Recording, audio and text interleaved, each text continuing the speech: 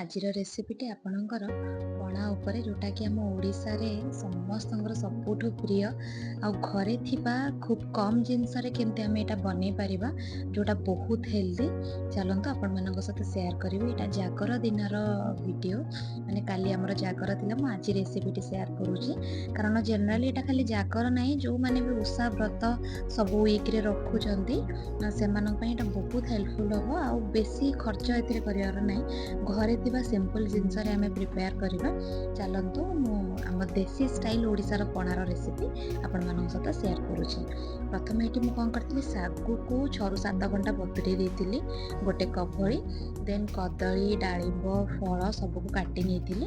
ପ୍ରଥମେ ଏଠି ଶାଗୁକୁ ବତୁରେଇକି ପାଣିରୁ ତାକୁ ଛାଣି ଦେଇଥିଲି ଏବଂ ସେଥିରେ କ୍ଷୀର 1.5 କପ୍ ଦେଇଥିଲି। ଦେନ୍ ସେଥିରେ ଆପଣଙ୍କର ଦହି, କାରଣ ଦହି ହିଁ ବହୁତ ସୁନ୍ଦର ଟେଷ୍ଟ ଆଣେ ପଣାରେ, ତ ଦହି 1 କପ୍, କ୍ଷୀର 1.5 କପ୍ ଦେଇଥିଲି।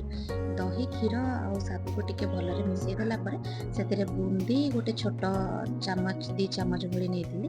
ଦେନ୍ ଅଙ୍ଗୁର 10ରୁ 12ଟା ନେଇଥିଲି। ଦେନ୍ ଫଳ 2ଟାକୁ ଭଲରେ ପତଲା ପତଲା ଏମିତି କାଟି ଦେଇଥିଲି ସେଇଟା। ଆଉ ଛେନା ଆପଣଙ୍କର 1 କପ୍ ଭଳି ଧରନ୍ତୁ। ଆଉ ଏଇ ଯେଉଁ ନଡ଼ିଆ କୋରାଟା ଦେଖୁଥିବେ, ଏଇଟା ମୁଁ ମାନେ ଟିକେ ଯେଉଁଟା ନାଳି ଅଂଶ ଥାଏ ଯେଉଁ ନଡ଼ିଆରେ, ମାନେ ପଇଡ଼ ତ କହିବେନି, କିନ୍ତୁ ସେ ପଇଡ଼ ଠାରୁ ଆଉ ଟିକେ ଟାଣ ବାଲା ନଡ଼ିଆଟା ମୁଁ ଏଠି କୋରିକି ନେଇଛି, କାରଣ ସେଇଟା ହିଁ ବହୁତ ସୁନ୍ଦର ଫ୍ଲେଭର ଆଣେ ଆପଣଙ୍କର ଏଇ ଯେଉଁ ପଣାରେ। ଦେନ୍ ମୁଁ ଗୋଟେ ଡାଳିମ୍ବକୁ ଫାଳେ ଭାଙ୍ଗିକି ଛଡ଼େଇ ନେଇଥିଲି। କଦଳୀ 2ଟା ବଡ଼ ବଡ଼ ପତଲା ପତଲା କାଟି ନେଇଥିଲି। ଆଉ ଚିନି, ଏଇ ଯେଉଁ କପ୍ ଆପଣଙ୍କୁ ଦେଖେଇଛି, ଏଇଥିରେ 2 କପ୍ ଚିନି ମୁଁ ଦେଇକି ତାକୁ ଭଲରେ ସବୁ ହାତରେ ପଣାଟା ଗୋଳେଇଲେ ତାର ଯେଉଁ ଟେଷ୍ଟ ଥାଏ, ହାତ ଭଲକି ଧୋଇ ନେବେ, ଦେନ୍ ତାକୁ ଗୋଳେଇବେ। ଆଉ କେଉଁଥିରେ ବି ଆପଣ ଗ୍ରାଇଣ୍ଡିଙ୍ଗ କଲେ, ଯାହା କଲେ ସେ ଟେଷ୍ଟ ନଥାଏ। ଆଉ ଆମ ଓଡ଼ିଶା ଷ୍ଟାଇଲ୍ ପଣା ମାନେ ତ ତାକୁ ଆମେ ଦେଶୀ ଷ୍ଟାଇଲ୍ରେ ହିଁ ବନେଇବା ନା। ଦେଖନ୍ତୁ ଶାଗୁ ଆଉ ସବୁ ଫଳମୂଳ ପଡ଼ିକି କେତେ ସୁନ୍ଦର ପଣା ଆମର ପ୍ରିପେୟାର ହେଇଗଲା। ତାକୁ ପୁରା ଚକଡ଼ିବେନି, ଦରଦରା ଚକଡ଼ିବେ, କାରଣ ପୁରା ଚକଡ଼ି ଦେଲେ ଏଇଟା ଗ୍ରାଇଣ୍ଡିଙ୍ଗ କଲା ଭଳି ଲାଗିବ। ଦେନ୍ ମୁଁ ଉପରୁ ଟିକେ ଡାଳିମ୍ବ, ବୁନ୍ଦି 1 ଚାମଚ ଆଉ 5ରୁ 6ଟା ଅଙ୍ଗୁର ଡେକୋରେସନ୍ ପାଇଁ ଟିକେ ପକାଇ ଦେଇଥିଲି। ଆପଣଙ୍କର ପଣା ପ୍ରିପେୟାର ହେଇଗଲା ମାତ୍ର 5ରୁ 6 ମିନିଟ୍ରେ।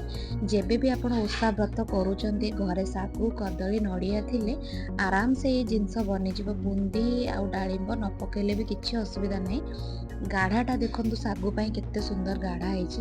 ଆଉ ଦହି, କ୍ଷୀର ମୁଁ ଯେତିକି କ୍ୱାଣ୍ଟିଟି ଏଠି ନେଇଛି ସେଇ ହିସାବରେ 2 କପ୍ ଦହି, 1.5 କପ୍ ଆପଣଙ୍କର କ୍ଷୀର ଆଉ 1 କପ୍ ଦହି ନେଇଛି। ପୁଣି ମୋତେ ଟିକେ ଖଟା କମ୍ ଲାଗିଲା, ଯେହେତୁ ସେଟା ଫ୍ରେଶ୍ ଦହି ଥିଲା, ତ ମୁଁ ଆଉ 1/2 କପ୍ ଦହି ସେଥିରେ ମିଶାଇଥିଲି।